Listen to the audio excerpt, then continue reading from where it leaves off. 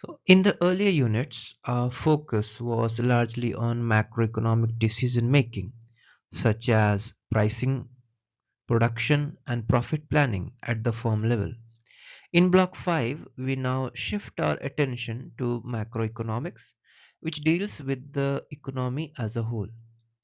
Unit 16 introduces one of the most important macroeconomic concepts known as national income. National income represents the total economic activity of a country over a given period of time and provides a comprehensive picture of a nation's economic performance. For governments, national income statistics are used to design economic policies, prepare budgets, and evaluate growth. For businesses and managers, national income indicators help in forecasting demand, planning investment, and assessing overall economic conditions. This unit focuses on two key aspects: the concept of national income and the methods used to measure national income.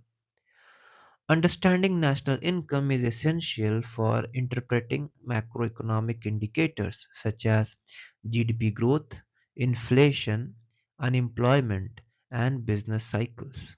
Thus, Unit 16 lays the foundation for understanding how the performance of the overall economy influences business decisions. So, you can see here that in this slide itself we mentioned that up to unit 15 we were dealing with microeconomics, but now we are going to deal with macroeconomics. So under macroeconomics, the one of the very essential topic which forms the baseline of macroeconomics is about what we say is national income. Okay, national income. So, how do we? The first thing is the definition of national income itself, what national income is. And the second part which we come across is the method of measuring national income. The method of measuring national income. And also the relevance of this national income in business decision making. That's why we are studying this topic in this subject, in this course, that is managerial economics.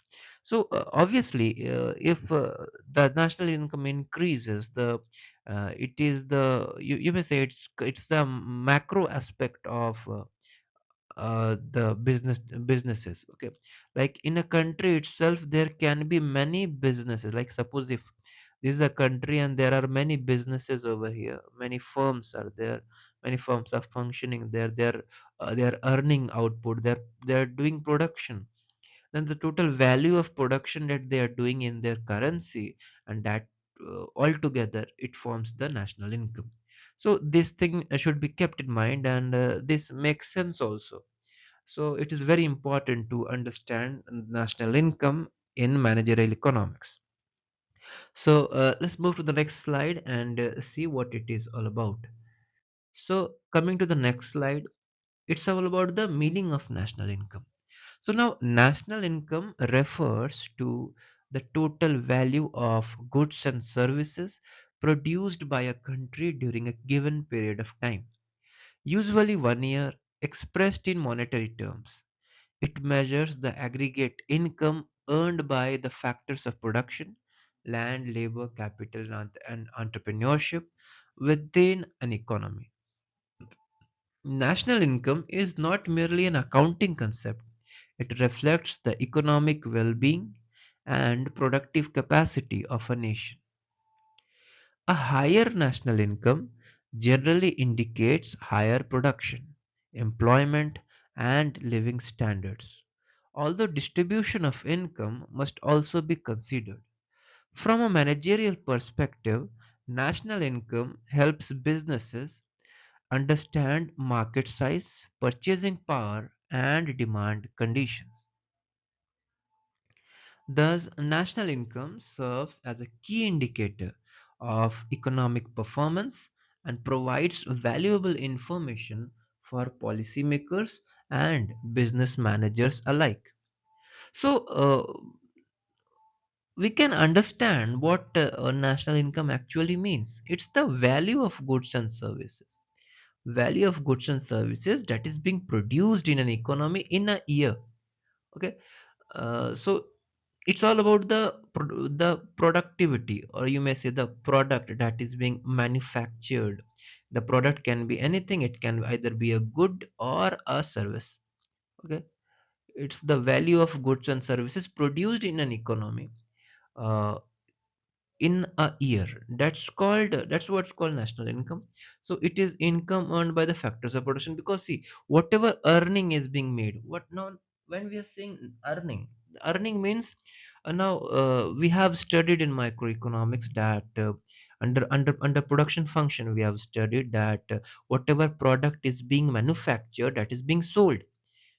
The product is being manufactured, is being sold, and the return that the factors of the commodity earns is again distributed to the factors of production,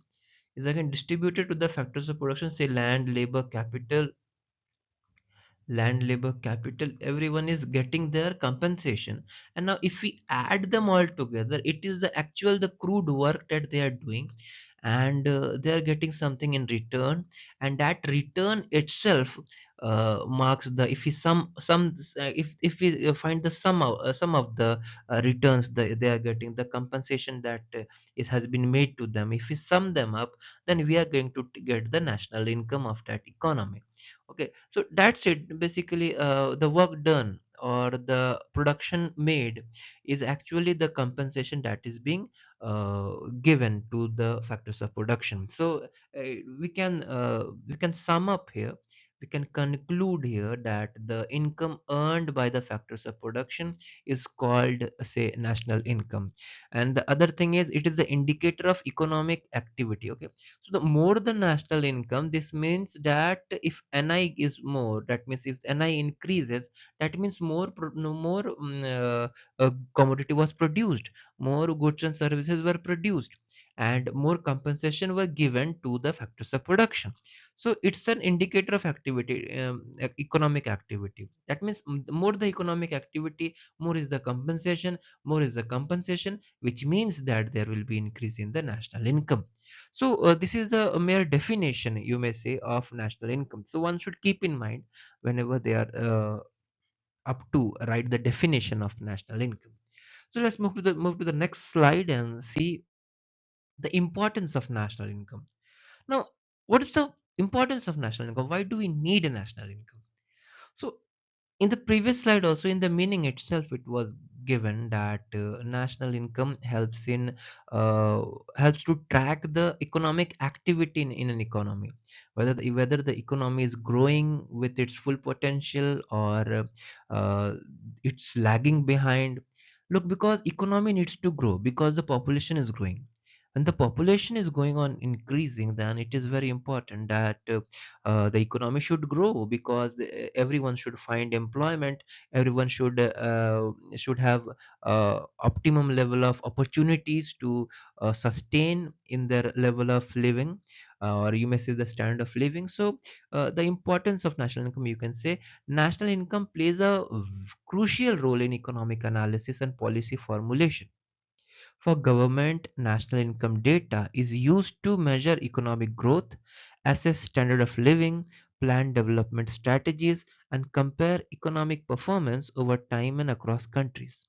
For businesses, national income trends indicate changes in aggregate demand, investment climate, and consumer spending. National income statistics also help in identifying economic problems such as recession, inflation, or stagnation. For managers, understanding national income helps in forecasting sales, planning expansion, and making long term strategic decisions. Thus, national income acts as a guiding tool for both macroeconomic policy and managerial planning. So these things were quite evident in the definition itself, that the mere importance of national income is that it measures economic growth. As I said earlier, that uh, this national income helps us to, you may say, the analyze or assess the economic activity, assess economic activity, that what's going on in the economy. You may say it's the report card of the economy. Okay, it's a report card of the economy, whether the economy is going on in inflation, whether there is inflation in the economy, or there is a recession in the economy, or there is stagnation in the economy. Now, see, I have written three terms here: one, two, and three. Three terms are there. One is inflation, recession, and stagnation. Three terms are here. So, what is inflation, recession, and stagnation? These are the three states of an economy. An economy, either there is will be inflation, that means the aggregate demand, which we will study later on. Aggregate demand will be very high, and the supply will be low. This will lead to price rise in the price level.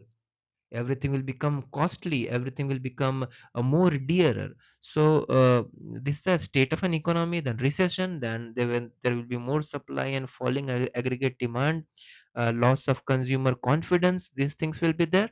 So there can be recession, and also there can be stagnation. That means there is no economic growth. Growth is not there. That's called stagnation. So these are things. These things can be there. So one more thing we can see here is on the basis of policy formulation. So national income helps in policy formulation. That what policy the government should undergo, or what policy the government should implement. Like what the government is responsible for formulating the fiscal policy. So this term also a person should remember, that it is all about the fiscal policy. Fiscal policy. So fiscal policy, which means directly that what kind of policy the government makes, what kind of policy it is formulating, whether it is expansionary fiscal policy, it's contractionary fiscal policy. The government needs to increase the expenditure, uh, government expenditure, or it is willing to decrease the government expenditure. All these things come up when uh, national income is being considered. And the national income also helps business forecasting and planning. Obviously, when the government is has made a expansionary policy, then what is up for the businesses, that businesses they will also expand their production, right? Because when the government is expanding its expenditure, it is up to make expansionary policy. Then obviously the people will have money in their hand and they will spend more, and the market will be inflationary. And when the market is inflationary, it becomes a golden opportunity for the business firms to earn profit. So these are all the things, these are the things why national income is important. So now let's move to the next slide and check out what it is up to next. So the next, we are going to see the concept of national income. So look here, three terms are mentioned here: GDP, GNP, and NNP. National income, personal income, and disposable income. Now we'll slowly try to understand what these terms are actually. What does they mean? So in the later slides, we'll come up with each one of them. So let's see. Let's begin. Like there are several related concepts of national income, right? Each measuring economic activity from a different perspective. Some important concepts include the GDP, obviously, gross domestic product. GDP stands for gross domestic product. GNP, it is gross national product. NNP, that's net national product. Then we have the national income, personal income, and disposable income. Each concept adjusts the value of production by adding or subtracting certain components such as depreciation, indirect taxes, and transfer payments. Understanding these concepts is essential for interpreting economic data correctly and avoiding confusion. For managers, these concepts provide insights into income distribution, spending capacity, and economic stability.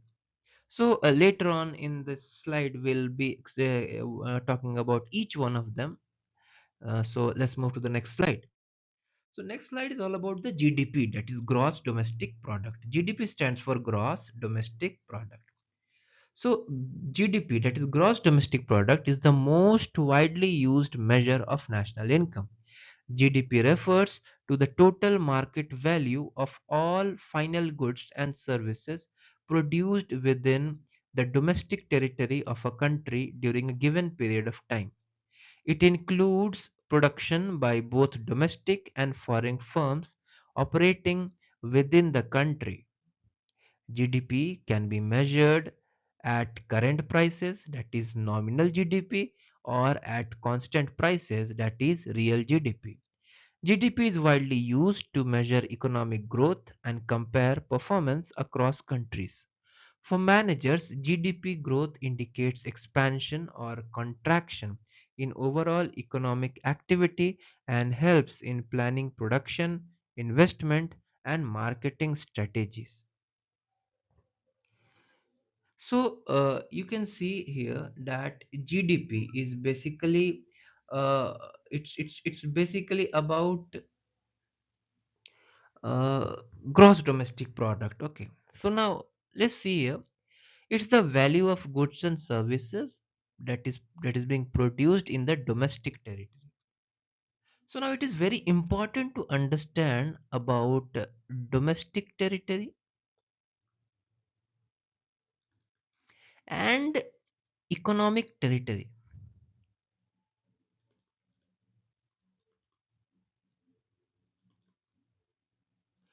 Now understand one thing. Domestic domestic means one that is being that means the income that a country generates from its economic territories. Okay, now the income that is being generated from the economic territory of a nation is called domestic income. Okay, so gross domestic income is that the value of goods and services that is being produced in the domestic economic territory of a country in a year is called its GDP.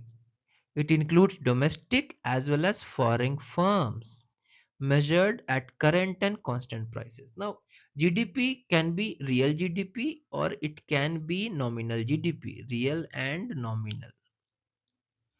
Real GDP when it is calculated at constant prices, and nominal GDP when it is calculated at current prices.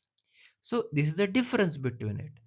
Okay, that means, look, nominal GDP can be an inflated one because it is being calculated on the current prices, and due to inflation the nominal GDP can seem to be inflated. Okay, that means its value, its value in monetary terms might seem a bit higher, but in the real GDP, that means at the constant prices, the GDP would be a bit kind of deflated. So this is the thing that should be kept in mind. So that's about the GDP. So now let's move to the next slide and see the gross national product, that is GNP. Now what is GNP? Look, when in GDP, when in GDP we are adding NFIA. Now what is NFIA? NFIA is net factor income from abroad. Okay, like the compensation paid to the factors of production from a foreign nation, from abroad. Okay, if we are adding it, that becomes the national product. Because if GDP is for domestic product, that means whatever income the country is making from its economic territories, from the economic territories of the nation, that becomes the domestic product. And in that, if we are adding NFIA, then we are getting net factor income from abroad. If we are adding it, then we are getting something what we call is GNP, gross national product. So that's national product. That's GNP. So let's look at it. Uh, GNP measures the total value of final goods and services produced by the nationals of a country, regardless of where the production takes place. GNP is obtained by adjusting GDP for net factory income from abroad, that is, GNP equals to GDP plus NFIA, that is net factory income from abroad. Net factory income from abroad includes income earned by the residents from foreign countries minus income earned by foreigners within the domestic country. The key difference between GDP and GNP lies in the ownership of factors of production, not the location of production. For countries with large number of citizens working abroad or significant foreign investments, the difference between GDP and GNP can be substantial. From a managerial perspective, GNP helps assess income accruing to nationals and provides insights into long-term income trends affecting consumption and savings. So let's move to the next slide where we are going to see net national product. Now, what is net national product? So from GNP, if we are subtracting depreciation from GNP, when we are subtracting depreciation, what we are going to get is NNP, that is net national product. This reflects sustainable income and capital maintenance is considered in this, because see, whatever production will be there, whatever production of goods and services will be there, whatever the, you may say, the uh, GNP will be there, in that, if we from that if we subtract the depreciation, because you know what, whatever assets are there, the assets will depreciate over time. Okay, so subtracting depreciation, whatever we get, that is NNP. So NNP is obtained by deducting depreciation from gross national product. Depreciation refers to the wear and tear. Now one should remember this depreciation clearly means wear and tear, because if the asset is doing any kind of work, there is wear and tear in it. And this net depreciation is also there, that if we are doing maintenance again and again, then there is appreciation of the say assets, but due to its usage there is depreciation. So depreciation refers to the wear and tear or loss in the value of capital assets such as machinery, buildings and equipments during the production process. Thus NNP equals to GNP minus depreciation. NNP represents the actual addition to the nation's income during a year after maintaining the capital stock. While GNP shows total production, NNP provides a more realistic measure of sustainable income because it accounts for capital consumption. For policymakers, NNP is important for assessing long-term growth and capital formation. For managers, NNP signals whether economic growth is supported by real asset creation or merely by overuse of existing capital. So let's move to the next slide and see what it comes to. Now we are talking about the real thing, that is national income. What national income is basically. Look, national income refers to the total income earned by all factors of production in an economy during a given period. It is derived from NNP at factor cost by adjusting for indirect taxes and subsidies. That is, national income equals to NNP minus indirect taxes plus subsidies. National income reflects the payments made to land, labor, capital, and entrepreneurship in the form of rent, wages, and profits. Unlike GDP or GNP, national income focuses on income earned, not just value of production.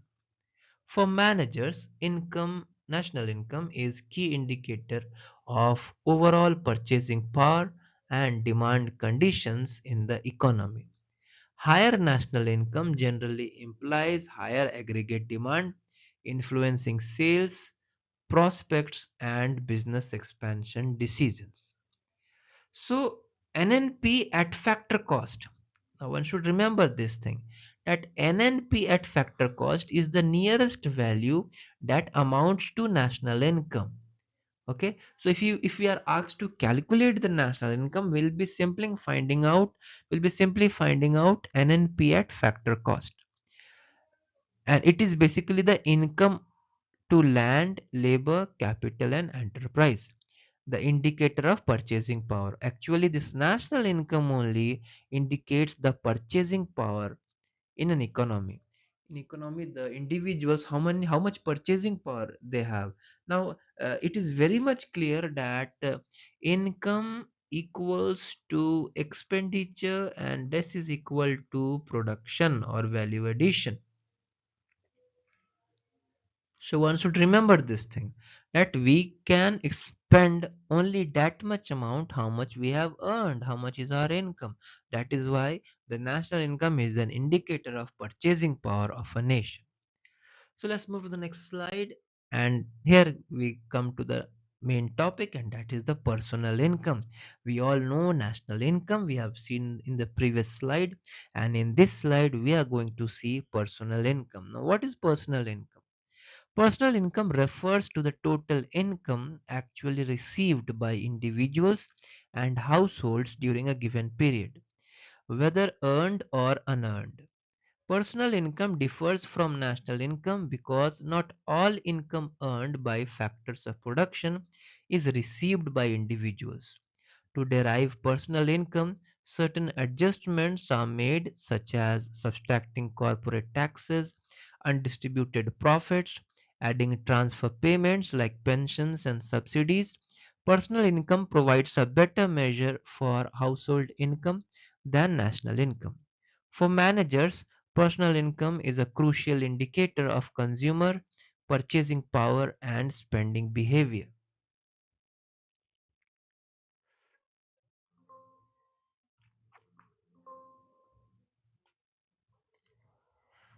Now we are going to see disposable income. Now, what is disposable income?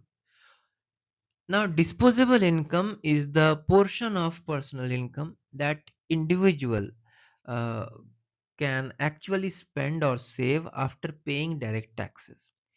It is calculated as disposable income equals personal income minus direct taxes. Okay, that from the personal income, if you are giving out taxes, then what remains is called disposable income. Now, disposable income determines the actual consumption and saving behavior of a household.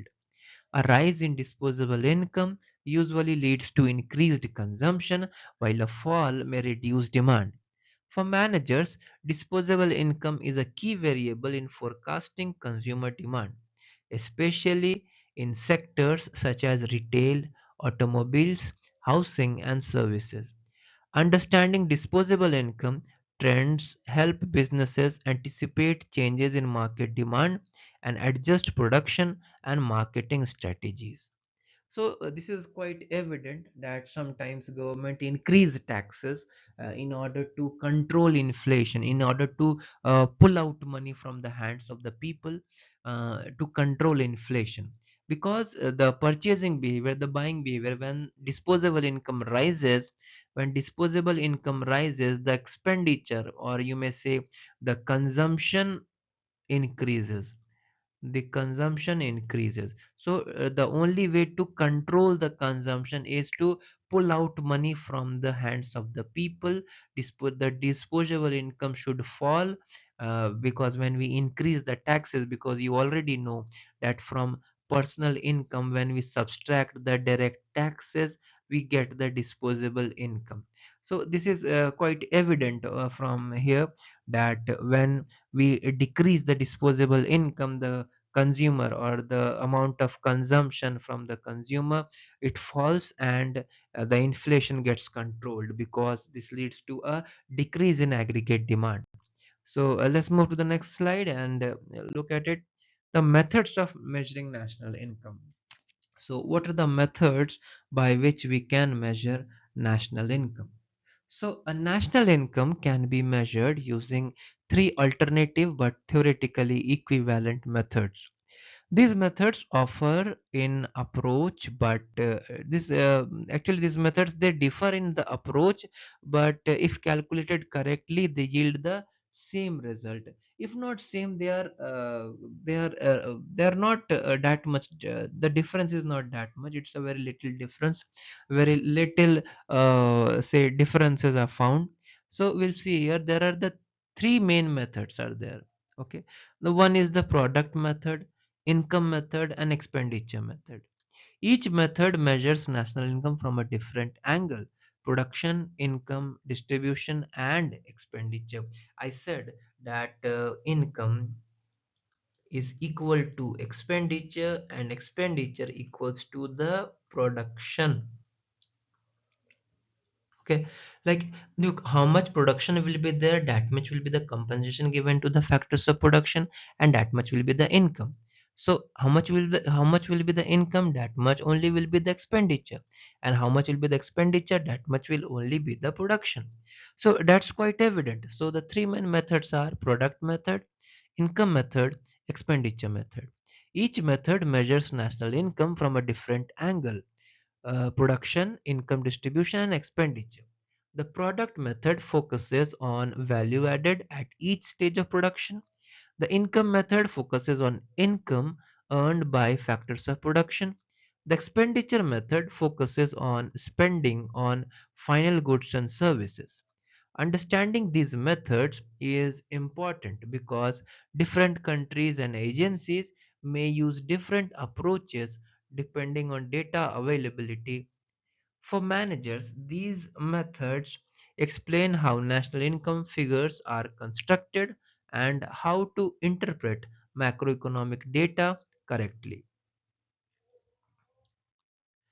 Now will be talking about the product method, that is the value added method. The product method, also known as value added method, measures national income by calculating the value added by each productive enterprise in the economy. Value added is the difference between the value of outputs and the value of intermediate inputs used in production. The method avoids double counting, which would occur if intermediate goods were included in the calculation. The steps involved include estimating gross value added in primary, secondary, and tertiary sectors, subtracting depreciation to obtain net value added, adjusting for net factor income from abroad to derive national income.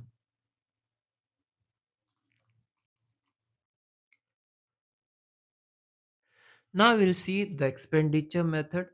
Now, the expenditure method measures national income by adding up total expenditure on final goods and services in the economy.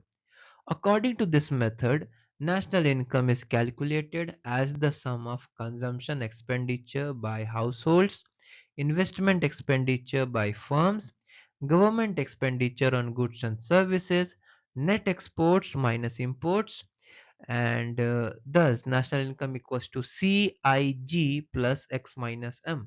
This method emphasizes the demand side of the economy.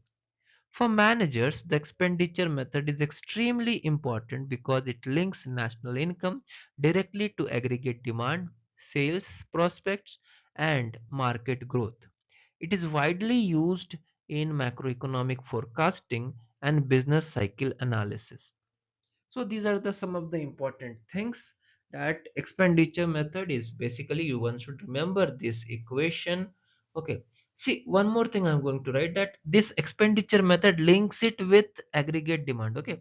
AD equals to C plus I plus G plus X minus M. Net exports. This is called net exports. Now, aggregate demand, that means the demand is seen when the consumption, private consumption, plus investment demand and the government expenditure, all these lead to more aggregate demand.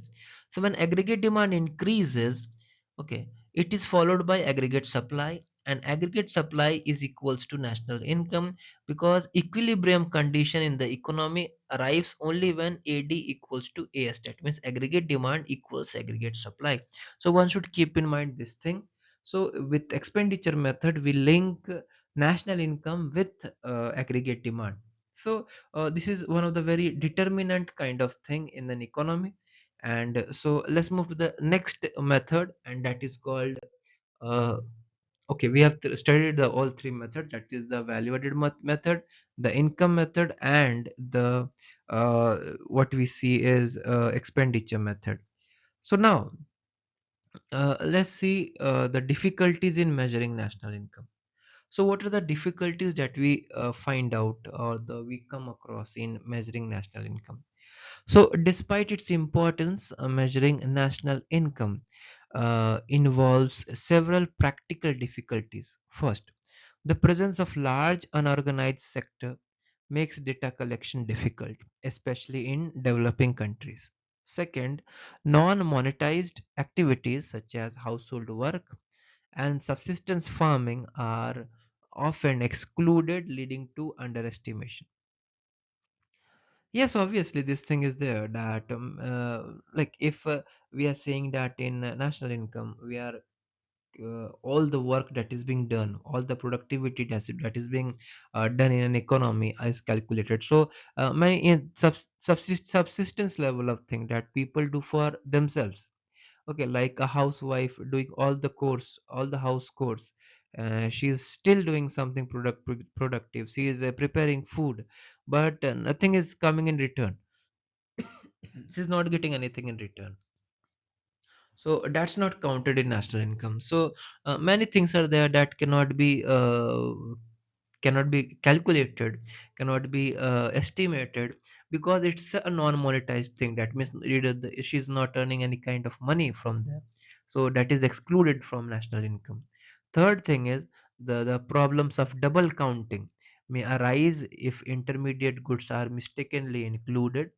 Fourth thing is inaccurate data, prices change, and illegal activities further complicate measurement. For managers, policymakers, awareness of these limitations is essential when interpreting national income figures. Understanding these difficulties helps avoid misleading conclusions and supports more informed decision making. So these are the some of the things that we are accounting here, where which are the difficulties that we generally face while measuring national income. So this should be kept in mind, and a person should be aware and alert that they do not come across, they do not they spot these difficulties, and there are less errors in estimating national income. So let's move to the next slide. Here we are going to see the national income and economic welfare, that how national income leads to economic welfare. So national income is often used as an indicator of a country's economic welfare, but the relationship between the two is not always direct. A rise in national income generally indicates higher production and income levels, which may improve living standards. However, national income does not capture income distribution, quality of life, or social welfare aspects. For example, if national income increases but income inequality widens, the overall welfare of the society may not improve proportionately. Similarly, production that causes environmental damage may increase national income but reduce long term welfare. Non-economic factors such as education, health, environmental quality, leisure, and social security also influence economic welfare but are not included in national income calculations. For managers, understanding this distinction is important. Rising national income may indicate expanding markets, but uneven income distribution can affect demand patterns. Thus, while national income is a useful indicator of economic performance, it should not be treated as a complete measure of welfare. Exactly. Now what we see here, there's a two thing: development and growth. Development and growth. Now a very clear distinction is there between these two terms. Development is related to all round, and growth is in figures. Okay, like the growth, there can be economic growth when there is a rise in the national income, but there it is not important, it is not quite evident, or it cannot be said that economic growth leads to economic development, because economic development means it should be all round development, okay, overall development. Like there should be development in the standard of living of each and every people. There should be fall in the poverty rates, or the percentage of people living below poverty line. Okay, this thing should improve. Not only that, the GDP goes on increasing.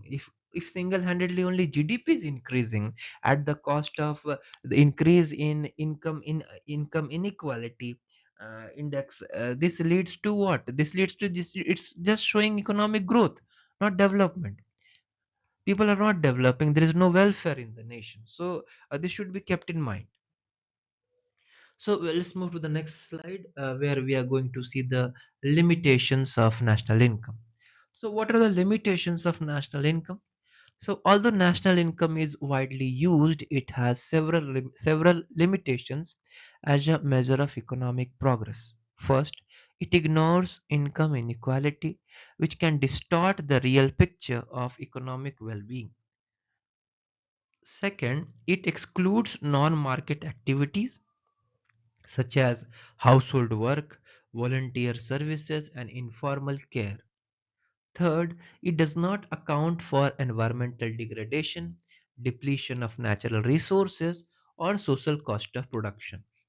Fourth, national income figures do not reflect changes in quality of goods, working condition, or leisure time. More, we can see that from a managerial perspective, these limitations mean that national income data should be interpreted cautiously.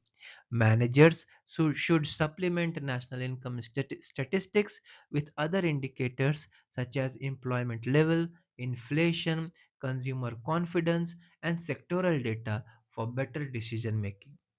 So these are some of the major limitations of national income that should be kept in mind, that these are the limitations of national income, and while analyzing the national income data, other aspects or other perspectives should also be considered to come up with a conclusion and to act on that conclusion. So let's move to the next slide, where we are going to see the summary and conclusion of whatever we studied in this section, in this unit.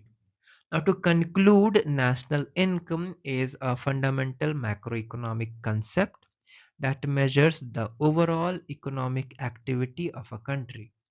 In this unit, we studied the meaning and importance of national income, various related concepts such as GDP, GNP, NNP, personal income, and disposable income, and the methods used to measure national income. We also examined the practical difficulties and limitations involved in national income measurement and its relationship with economic welfare. For managers, national income indicators provide valuable insights into market size, demand conditions, investment climate, and overall economic trends. Understanding national income is essential for interpreting macroeconomic policies and anticipating their impact on business decisions. With this unit, we complete the foundation of macroeconomic analysis, which will help us understand topics such as inflation and business cycles in the upcoming units. So, in the next coming units, we'll be seeing about various other macroeconomic topics such as inflation, how it impacts the macroeconomic arena, and also how business cycle helps in there. This phenomena of business cycle acts in framing or structuring the economy. So till then, keep studying and keep learning.